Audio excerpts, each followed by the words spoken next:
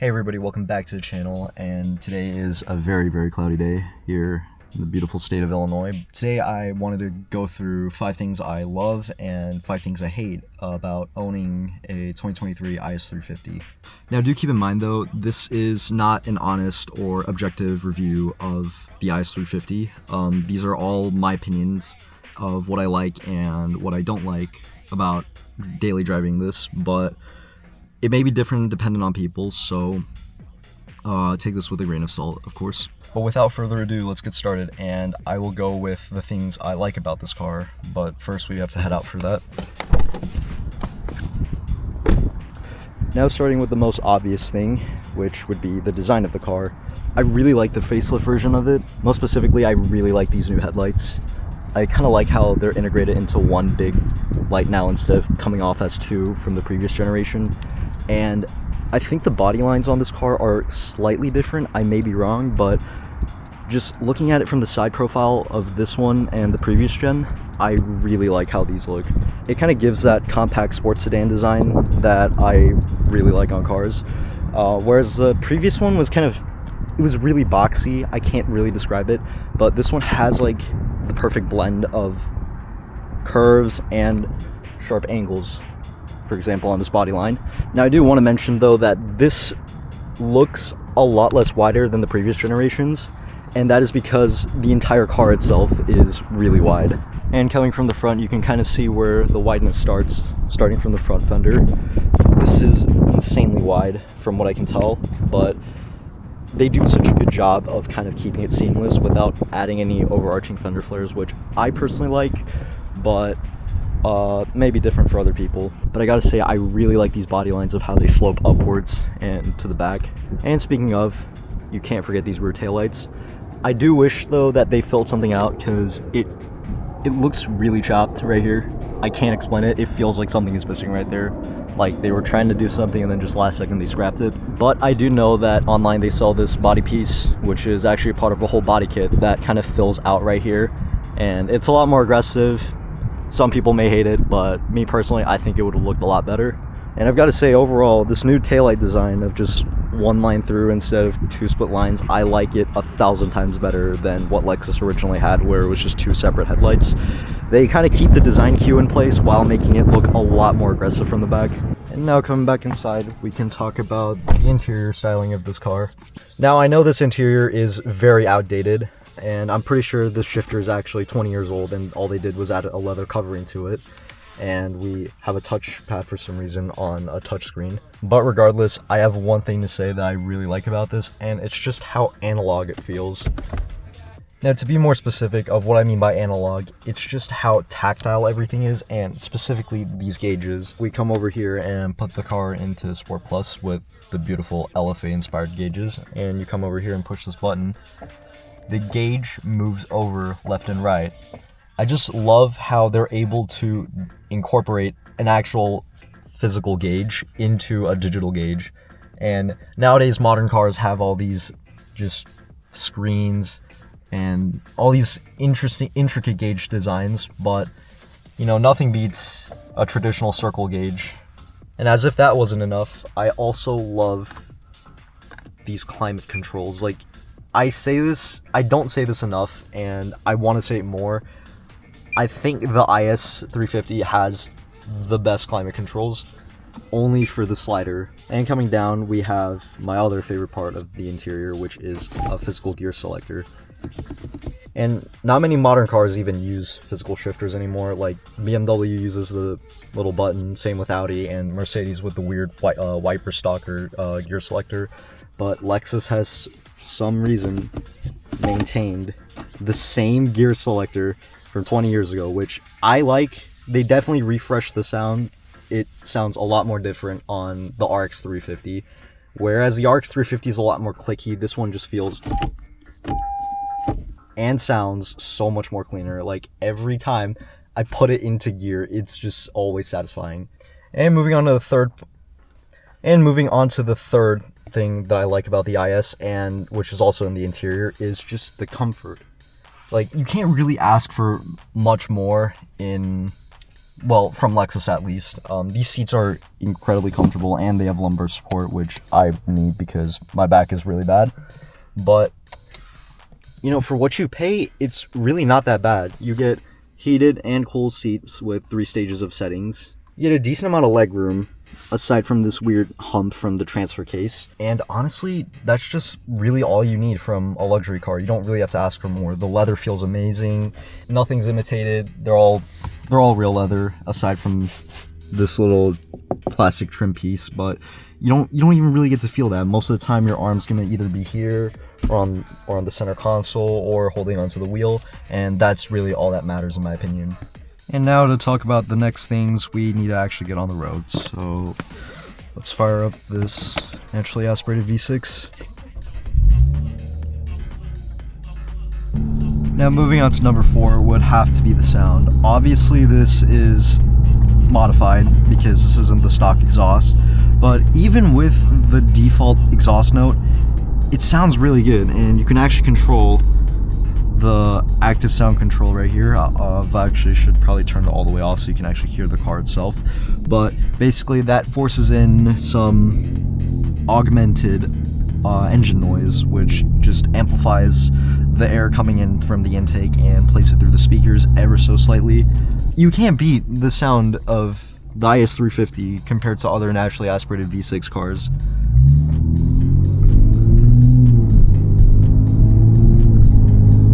And I honestly feel like naturally aspirated V6 cars like the G35, the Genesis Coupe, and like the V6 muscle cars kind of give the engine noise a bad rep for sounding absolutely horrendous, but the IS, even with a muffler delete, I mean, I personally think it sounds 1,000 times better. And if you ask me personally right now, I would say that this is hands down the best sounding naturally aspirated V6 car that there is. Actually, right now I'll get on the freeway so you can get some sound demos of what it can really sound like.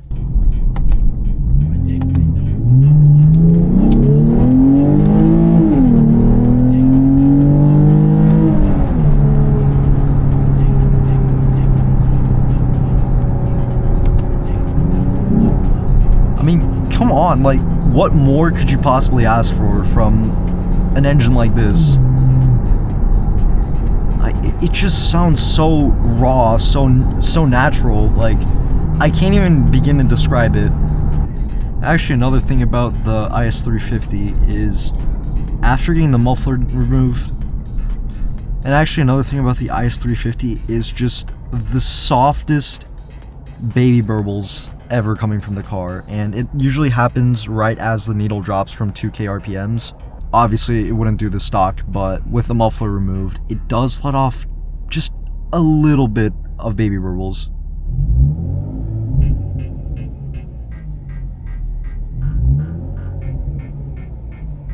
And coming to the 5th thing that I love about the IS350 is the handling. And actually right here, I'll demonstrate a U-turn.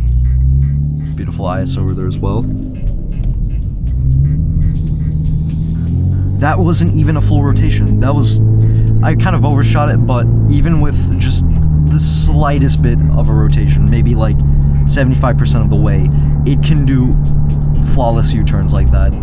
And that may be because of the F-Sport handling package, which gives us a much heavier handling feel in Sport Plus, as well as a Torsen limited slip differential.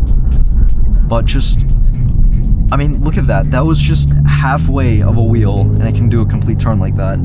So yeah, there you have the 5 things I love about this car, and now I'll move on to the 5 things I dislike about this car. And starting off would be the gas mileage on this car. And it is just awful. I'm barely making 16 miles a gallon on city and local driving, with a little bit of highway driving here and there. I don't usually drive in Sport Plus that often. I try to keep it in normal.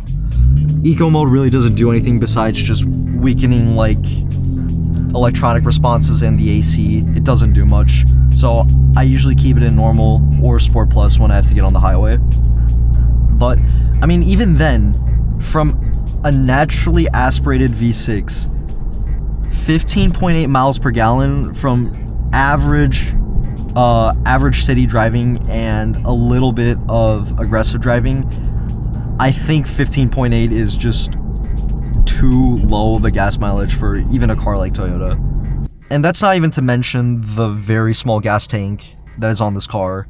I believe the gas tank size is 17.3 gallons, and with the miles per gallon I'm getting right now at half tank, I have 120 miles of range. And that could be due to driver error. Maybe if I put it in eco and just set cruise control all the time, it could be better. But I mean, come on, just 120 at half tank is just ridiculous.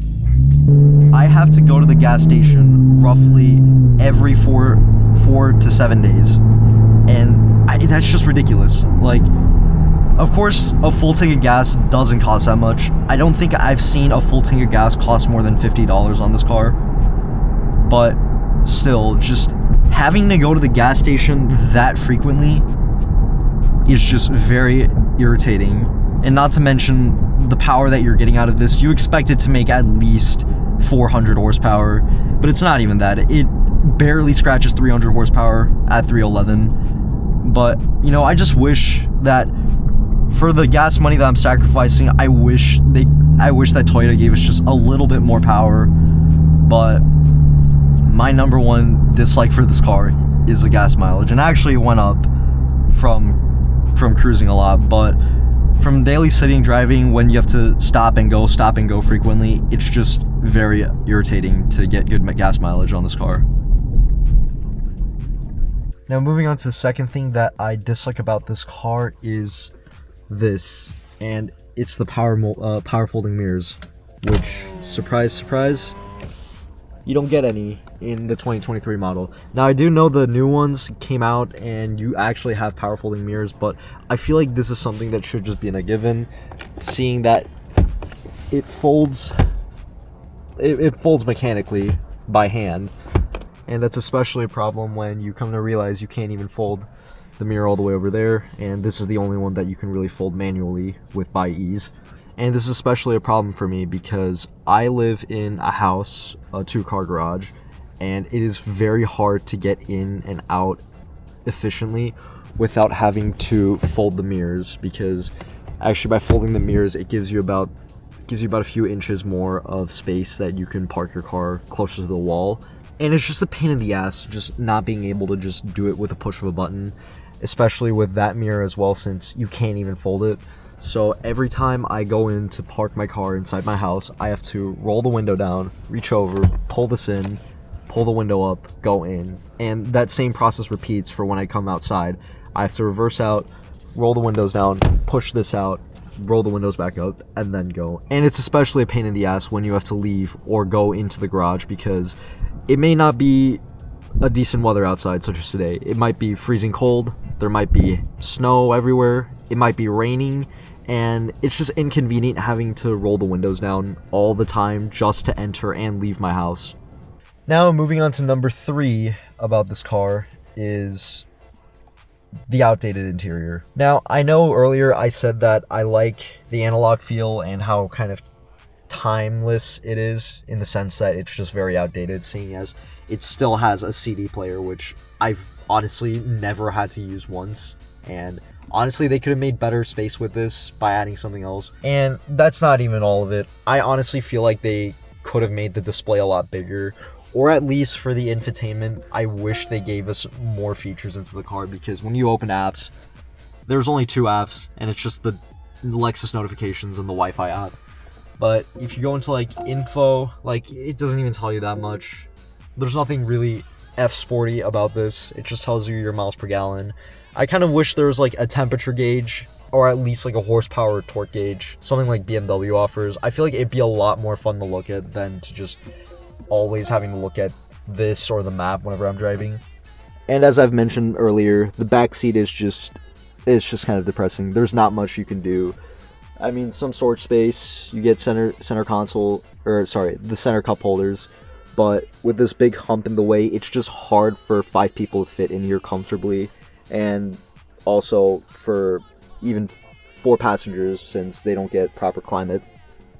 And stepping outside now, we will go to the fourth thing that I dislike about this car, the key.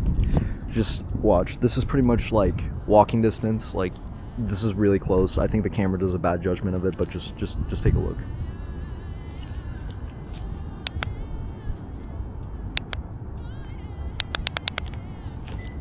There we go. 12 paces away, and the key barely works. I mean barely. Like, right here works perfectly at one click of a button, but just even at that light post over there, this wouldn't work. But again, it's something minor. Not a lot of people may mind, but it is something that does get irritating when it happens multiple times. And coming to the last thing that I dislike about the IS350 is the powertrain. And it's like, I feel like they could have just done a little bit more to make it a little more beefier. And I know that Lexus LS500 has a twin turbo V6, but I feel like they could have just at least added one turbo, at least right there. Like, I'm looking at it, there is plenty of room, and I don't understand why they didn't just add forced induction to this car. It could compromise the reliability, but honestly, Lexus should know better by now that if it worked on one of their cars, it should probably work on all of them. But even with that said, you might be wondering that why haven't I just modded this? And it's just that there isn't much aftermarket support on this car. There is an OBD tune, but the ECU is hard lock, and you can't even remap it to just do anything. You have to plug it into the OBD, use a tuner for that, and from that you can milk out about 50-ish horsepower, but that's as much as you're gonna get. And that's with E85 as well.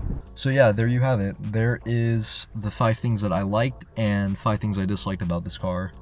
And like I said before, take this with a grain of salt. This isn't to just persuade or dissuade you from buying this car. If you like this car and you want it, honestly, I say go get it, because I feel like every car is different for every other person, and this car just isn't it for me. It's been fun driving it, and I'm really grateful to have actually driven it for a year. But I feel that this car is a little underwhelming, especially when it comes at a sticker price similar to an M340i, an S4, an S5, and a C43. I feel like they could have done just a little bit more to make it more fun. But just for what you pay for, I just don't think it's worth it. You can obviously get it used, and honestly, I say when in doubt, if you are going to get the IS350, do get it used, because it's a Lexus. You don't have to worry about miles.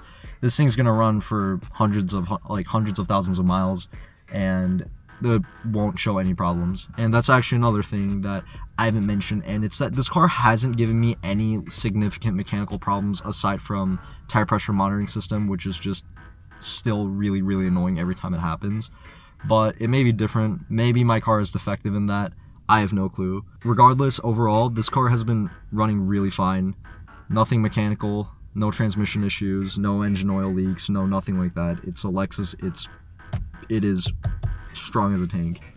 But yeah, that's gonna be it for this video. I honestly have been wanting to do this video for a while now, and I keep forgetting, and I wanted to do this video fast for a very good reason that I can't really tell why right now, but it's gonna be really obvious soon. I'm trying to make as many videos as I can on the Lexus as quick as I can, as much as I can, and yeah, this video is just the next best thing that came to mind. But yeah, that's gonna be it for me. Stay safe, wear your seatbelts.